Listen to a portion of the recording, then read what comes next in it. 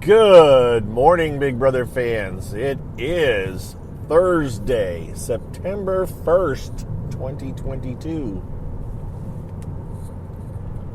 And it's the final month, or calendar month, however you call it, of Big Brother. That's it. We're 25th. September 25th, Sunday is the finale. And yes, that is a Sunday, not a Wednesday or Thursday. But anyways, we're not there yet, but we're getting much closer. And tonight we will be down one more house guest. That house guest will be Kyle. Nothing has changed. It will be unanimous. If Kyle has anything to say about it, he told Alyssa last night to vote for him. So, and last night, let's put it this way. Yesterday in the house, there's really nothing to talk about. Nothing really happened. They just went through the motions of the day. I can't think of anything in particular. It was like, oh my gosh, this is going to have nothing. They're planning for the next week. And really, after tonight, tomorrow will be much more interesting to talk about than today as far as in-house stuff.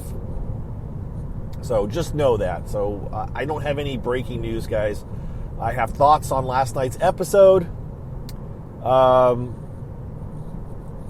And last night's episode ended before, long before the Power Veto meeting. They didn't even have the quote house meeting that they had that we didn't see.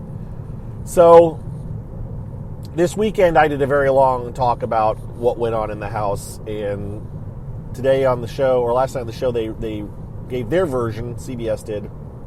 Excuse me, I've got a tickle in my throat and it's going to drive me crazy. And CBS versions, they have to get everything in an hour, right? Or they only have an hour last night to tell at least part of the story.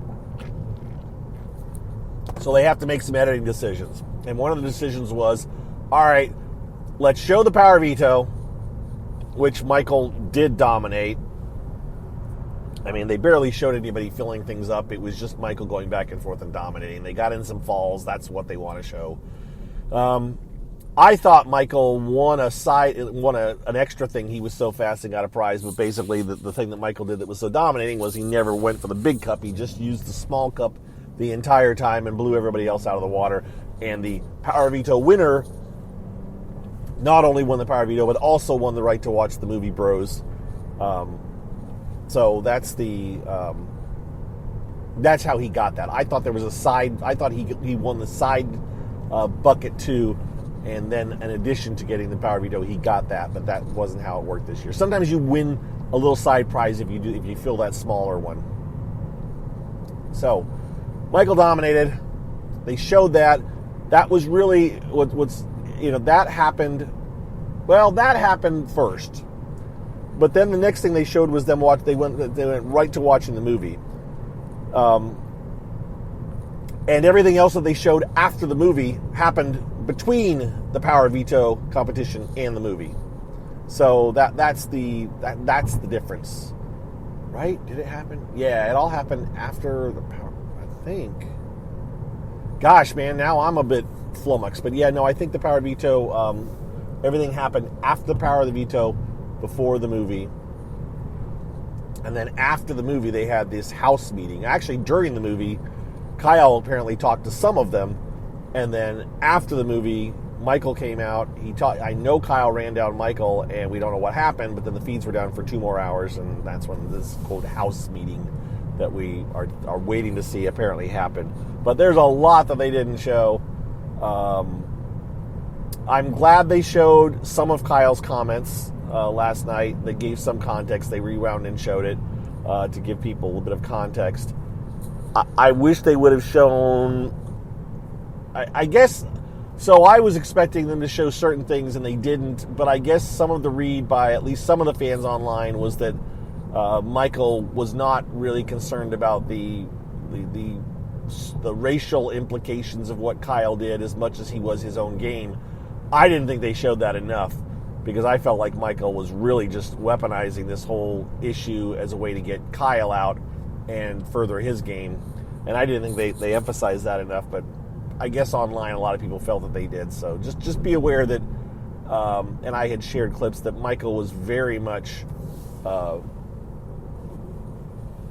looking to destroy Kyle's game and get Kyle out of the house. And I guess what some of the people have an issue with too is that meanwhile Michael, and I don't think they showed, I don't remember if they showed this or not, but it's not that important, but Michael told Terrence to nominate Joseph, to get Joseph out of the house when he went into the backyard. So Michael targeted Joseph via Kyle last week. And, you know, if the thought by a lot of people is, well, if Michael was this concerned about Kyle, why didn't he do this earlier? Why didn't he do it then when he had an opportunity to say, Terrence, by the way, you know, I think Kyle's got some issues. And Kyle, or Michael, the way they edited it was, you know, Michael's like, I've been struggling with this. And it's like, you kind of tucked it away in the back of your brain. You weren't struggling. At least you didn't appear to be struggling to most of us. All right, enough of that. Dead horse beaten. So they changed the way they showed it. It is what it is. That's the difference between reality TV and reality and reality TV. They weave a story with it, they edit it, and that's why I can't. I watch every other reality show and I kind of go like, is that really what happened though? Is that how it happened? And that's why I don't watch much reality TV anymore. The shows that I watch them knowing that, yeah, that's probably not how it happened, or that's how they're telling us it happened. But let me think of how else it could have happened. There was a show I watched. I did watch a reality show Monday night, maybe I think, or it was Snake in the Grass that Janelle and Rachel were on, and Celia. I don't remember her name for Survivor, and I think it's Stephanie. Two big Survivor people were on, where they weren't competing against each other. It was one competing against three. One was the bad person and was supposed to be figured out by the other three. And the gist of it, and this is not a spoiler, I'm not going to name names, but the gist of it is that I watched the first episode of that Snake in the Grass show, the first episode for the season, and in that they didn't reveal who the snake in the grass was until the very end of the show.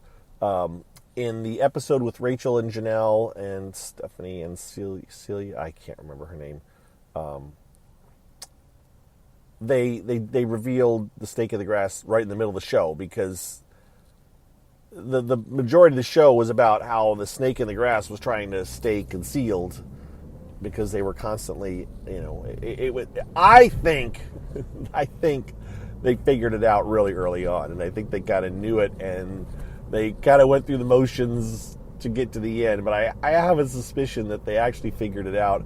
I think the snake in this case exposed themselves, and they didn't show that, but they kind of went. I really think they just like, well, now you know. Okay, well, let's go carry on through this and see what we can do. And I hate to say it, but I think that's how it went. But I'll never know, because it's a reality show. It's all edited. There was no live feeds. There was no way to know that happened. And of course, you don't want that to happen, because then it's like, well, what's the point of watching the rest of it? They already know who the person is, because the way it worked was, in the end, they voted, and the three non-snakes had to vote for the same person to be as the snake in order for them to win a share of $100,000. If they didn't do that, then the other person, the snake, won $100,000. So it's either $33,000 to three people, or $100,000 to one person. Now, these were celebrities in the reality world.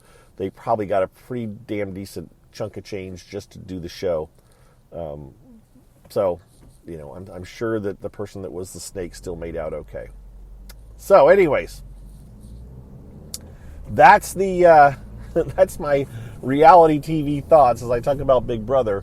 I just don't have a whole lot to add right now. It's going to be Kyle tonight. I'm actually not going to be watching the show live. I am going to be at a football game. It is now college football season kicks off tonight. I will be at a football game. So I'll have to catch up later. And I'm okay with that. I really am. So I don't even know if I'm going to jump on Twitter or not to figure out what's going on. I may or may not. Knowing me, I probably will. But another part of me is like, don't look at your phone. just enjoy it. So I'll talk to you guys in some capacity, or maybe I'll figure it out on the drive home and I'll jump on a live thing. I didn't do Twitch or Twitter live last night again. Mentally, I'm just like, I just need a mental break. And so apologies to those of you that look for me on there. Maybe I'll do one tonight. We'll see. But if nothing else, I will talk to you again tomorrow, and I'll have a lot more information to share and a lot more thoughts. All right? Thanks, everybody. Thanks for your support. Thanks for listening. And we will talk to you all tomorrow. Bye-bye.